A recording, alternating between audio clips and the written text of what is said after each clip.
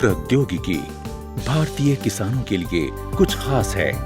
प्रौद्योगिकी एकमात्र साधन है जो भारत की कृषि अर्थव्यवस्था को नई ऊंचाइयों पर पहुंचा सकती है। हमारे देश में अद्भुत जैव विविधता और अनुकूल जलवायु है, परंतु देश की आबादी 1.2 अरब से ऊपर पहुंच गई है। इसलिए खाद्य और नकदी फसलों की मांग भी लगातार जोर पकड़ रही है। हमारी भूमि कितनी भी समृद्ध हो, परंतु सीमित है। इसका पूरा लाभ उठाने के लिए सुधरी और समेकित प्रौद्योगिकी की आवश्यकता है। आशाओं का प्रकाश फैल रहा है। भारतीय कृषि अनुसंधान संस्थान यानी IARI द्वारा विकसित उपयोगी नवीन तकनीकें पूरे देश में लोकप्रिय हो रही हैं।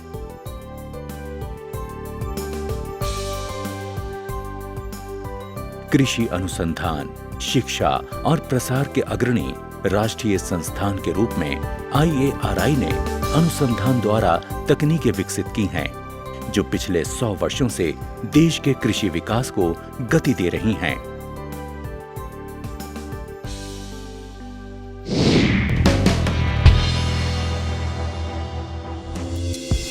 गेंदे की सुधरी खेती इसका प्रत्यक्ष प्रमाण है। भारत में 1,91,000 हेक्टेयर क्षेत्र पर फूलों की खेती की जा रही है, जिससे 6,903 मिलियन कट फ्लावर और 10,31,000 टन छुट्टे फूल प्राप्त होते हैं। भारतीय पुष्प बागवानी में छुट्टे फूलों का विशेष महत्व है, जिनका माला बनाने, पूजा पाठ में और सजावट में परंपरागत उपयोग किया जाता है। बड़ी संख्या में छोटे सीमांत किसान परंपरागत फूलों जैसे गुलाब, गुलदाउदी, गेंदा, क्रोसेंड्रा और रजनीगंधा की खेती करते हैं। भारत में गेंदा सबसे लोकप्रिय वार्षिक फूलों में से एक है। इसके अनेक व्यावसायिक उपयोग हैं, जैसे गेंदे के ताजे फूल, कैरोटीनॉइड और आवश्यक तेल का स्रोत और सूत्रकृमिनाशी गुण। पुष्प विज्ञान और भूदृश्य प्रभाग गेंदा अनुसंधान का अग्रणी केंद्र है। प्रभाग ने 3 किस्में विकसित की हैं: पूसा नारंगी गेंदा, पूसा बसंती गेंदा और पूसा अर्पिता। पूसा नारंगी किसानों के बीच अधिक लोकप्रिय है और इसे मुख्य रूप से भारत के उत्तरी मैदानों में उगाया जाता है। पूसा नारंगी गेंदा क्रैकर जैक और गोल्डन जुबली किस्मों के संकरण से विकसित पूसा नारंगी के पौधे 70 से 80 सेंटीमीटर लंबे होते हैं और इनमें बुआई के लगभग 135 दिन बाद फूल आने लगते हैं। इसके फूल नारंगी, कॉर्नेशन जैसे दोहरे और सुगंधित होते हैं, जिनका आकार 7-8 सेंटीमीटर होता है। सफल फसल के लिए बलुई दोमट भूमि सबसे उपयुक्त है, जिसका pH मान 6-7 और जल निकासी उत्तम हो।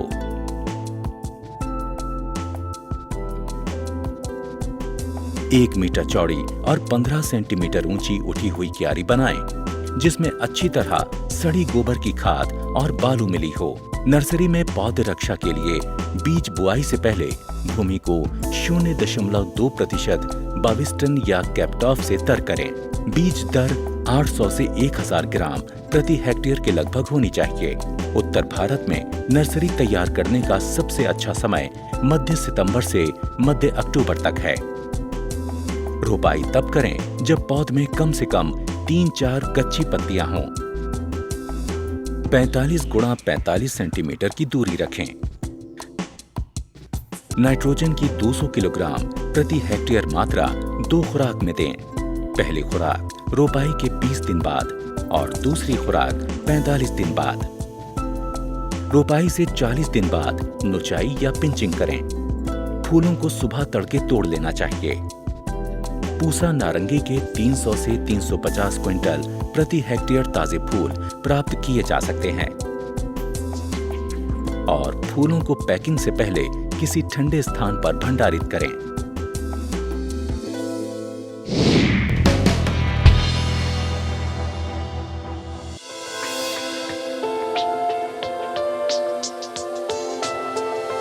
बागवानी उभरता हुआ व्यवसायिक क्षेत्र है, परंतु जल्दी खराब होने वाले पदार्थों के व्यवसाय में सफलता के लिए कटाई उपरांत प्रबंधन और मूल्यवर्धन में उचित प्रशिक्षण की आवश्यकता है। इसमें खाद्य प्रसंस्करण तकनीकों की अहम भूमिका है। IARI के वैज्ञानिक बेहद जल्दी खराब होने वाले पदार्थों की तोड़ाई उपरांत देखभाल, पैकिंग और प्रसंस्करण से संबंधित विभिन्न पहलुओं पर प्रगतिशील किसानों और उद्यमियों को मूल्यवर्धन द्वारा अधिक आमदनी के लिए प्रशिक्षण प्रदान करते हैं। पूसा फल पेय प्रौद्योगिकी अनेक उद्यमियों को हस्तांतरित की जा चुकी है। सबसे पहले आवश्यक सामग्री एकत्र करें। ताजे फल, चीनी, एसिडुलेट्स, कांच की बोतलें, क्राउन कॉर्क, रंगीन लेबल और परिवहन के लिए प्लास्टिक की क्रेट। सबसे बढ़िया गुणवत्ता वाले फल पहले साफ पानी से और फिर पेयजल से धोएं। फिर फलों को छीलकर गुठली निकाल दें। यदि जरूरत हो तो फल के छोटे छोटे टुकड़े कर लें, जिन्हें फल ग्रेटर या पल्पर में डाला जा सके। IARI ने परंपरागत फलों जैसे बेल, आम और जामुन के प्रसंस्करण के लिए प्रौद्योगिकी विकसित की है, क्योंकि इनसे स्वस्थ पेय बनाने की अपार संभावनाएं हैं। रस निकालने के लिए फल के टुकड़ों को धातु की छेददार प्लेट के द्वारा पल्पर में गूदा बनाने के लिए डाल दें। जामुन, सेब जैसे फलों को पहले महीन घिस लें और फिर रस निकालने के लिए हाइड्रोलिक प्रेस में डालें।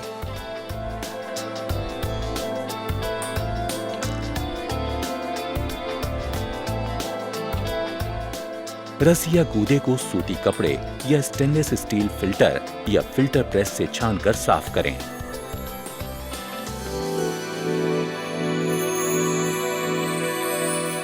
रस भरने से पहले बोतलों को साफ और जर्म रहित कर लें। जर्म रहित क्राउन कॉर्क से सील करें और ठंडी होने के लिए रख दें। पाश्चुरीकरण या ऊंचे तापमान पर गर्म करने से सूक्ष्म जीव नष्ट हो जाते हैं, जिससे खट्टे रसों को बिना रासायनिक परिरक्षक डाले अधिक टिकाऊ बनाया जा सकता है। इसके लिए रस को 80 से 95 डिग्री सेल्सियस पर 1 से 10 मिनट के लिए स्टील के बर्तन में गर्म करें और निर्जर्मीकृत कांच की बोतलों में गर्म ही भर दें। रस के पाश्चुरीकरण के लिए दूसरा विकल्प ये है कि रस से भरी बोतलों को 80 डिग्री सेल्सियस पर हॉट वाटर बाथ में रखा जाए। बोतल में बंद रस के प्रकार के आधार पर समय तय करें।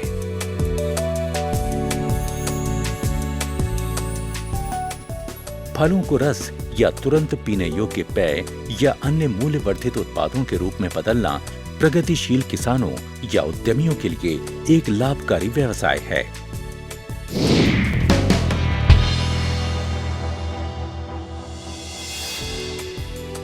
IARI ने सब्जियों की बेमौसमी खेती के लिए नवीन तकनीकें विकसित की हैं। ऐसी एक तकनीक है प्लास्टिक लो टनल प्रौद्योगिकी। प्लास्टिक लो टनल प्रौद्योगिकी पौधों के आसपास की सूक्ष्म जलवायु में बदलाव लाती है, जिससे गर्मियों की सब्जियां सर्दी में उगाई जा सकती हैं। लो टनल का एक अन्य लाभ है कि सामान्य मौसम की तुलना में 30 से 40 दिन पहले फसल तैयार हो जाती है। इसके अलावा ये प्रौद्योगिकी सर्दियों की प्रतिकूल जलवायु दशाओं से फसल की रक्षा करती है।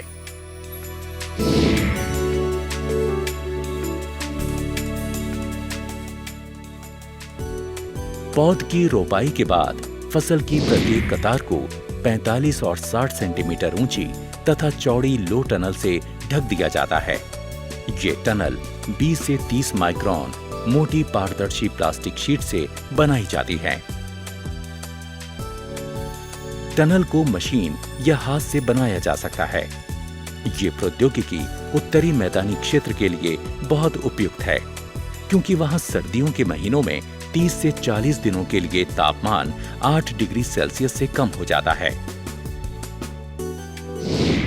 कीट रोधी नेट हाउस प्रौद्योगिकी। किसानों को मौसम संबंधी एक अन्य समस्या ये है कि बरसात और उसके तुरंत बाद नर्सरी में जैविक गतिविधि बढ़ जाती है। खुले वातावरण में रोगवाहक कीटों जैसे सफेद मक्खी का प्रकोप बढ़ने से समस्या और भी गंभीर हो जाती है। नर्सरी और खुले वातावरण के बीच नेट हाउस के रूप में भौतिक अवरोधक लगाकर विषाणु के प्रकोप को रोका जा सकता है। IARI ने इस प्रौद्योगिकी का सफल उपयोग और परीक्षण किया है। इसे GI पाइप से बने क्योन सेट या पहले से तैयार छत के ढांचे पर लगाएं। इसके लिए 40 से 50 मैश प्रति वर्ग इंच वाले अल्ट्रा वायलेट स्टेबलाइज्ड सफेद रंग के कीट रोधी नेट का उपयोग करें।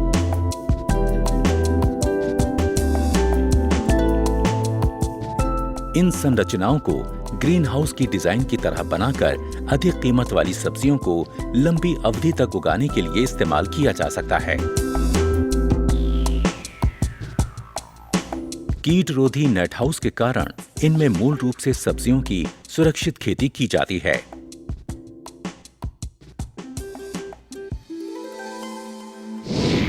प्लग ट्रे नर्सरी प्रौद्योगिकी।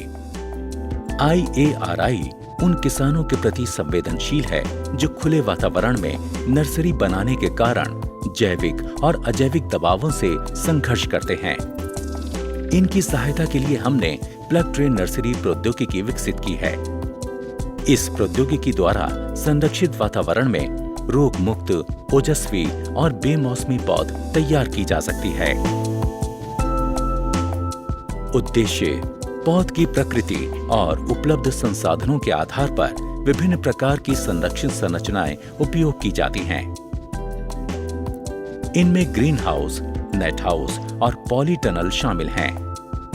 जड़ जनित रोगों से मुक्त उच्च घनत्व वाली पौध तैयार करने के लिए अनेक सेल वाली प्लास्टिक प्लग ट्रे और जर्म रहित, मिट्टी रहित संवर्धन माध्यम उपयोग किए जाते हैं। इस मिट्टी रहित माध्यम के घटकों को सब्जियों की प्रकृति और प्रकार के आधार पर तय किया जाता है। इसी आधार पर प्रो ट्रे के आकार और आयतन को तय किया जाता है। इस प्रकार की नर्सरी तैयार करने के लिए सिंचाई और अतिरिक्त पोषण की दर मानकीकृत की गई है। इसमें जड़ विकास इतना अधिक होता है कि रोपाई के बाद पौध नष्ट होने की संभावना नहीं होती। प्लग ट्रे नर्सरी देश भर के बागवानी फार्मों, विशेषकर प्रतिकूल जलवायु वाले क्षेत्रों के लिए वरदान बनकर उभरी है। IARI भारतीय कृषि की मूल समस्याओं को समझने और हल करने के लिए प्रतिबद्ध है। ये सभी कार्य किसानों को अपने साथ लेकर आगे बढ़ने से संपन्न होंगे। महानतम कृषि विचारों और उपयोगी नवीन कृषि तकनीकें तभी कामयाब होंगी जब वो किसानों तक पहुंचे। इसके लिए भारतीय कृषि अनुसंधान संस्थान सामुदायिक प्रसार कार्यक्रम और किसानों के लिए खेतों पर प्रशिक्षण आयोजित करता है। हमारा लक्ष्य छोटे से छोटे किसान तक लाभ पहुंचाना है।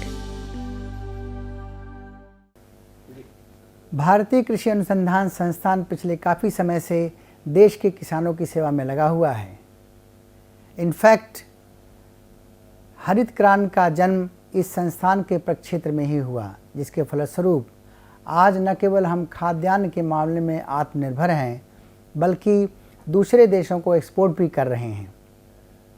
आज हमारा ध्यान छोटे और मझोले किसानों की आर्थिक अवस्था को सुधारने में लगा हुआ है, जिसके तहत हमने बहुत सारी तकनीकी डेवलप की हैं। और ये तकनीकी खाद्य प्रसंस्करण, फूलों की खेती, सब्जियों की खेती तथा संरक्षित खेती से संबंधित हैं, जिसे अपनाकर छोटे और मझोले किसान तथा छोटे उद्यमी न केवल अपनी इनकम बढ़ा सकते हैं, बल्कि देश और कृषि के विकास में अहम भूमिका निभा सकते हैं।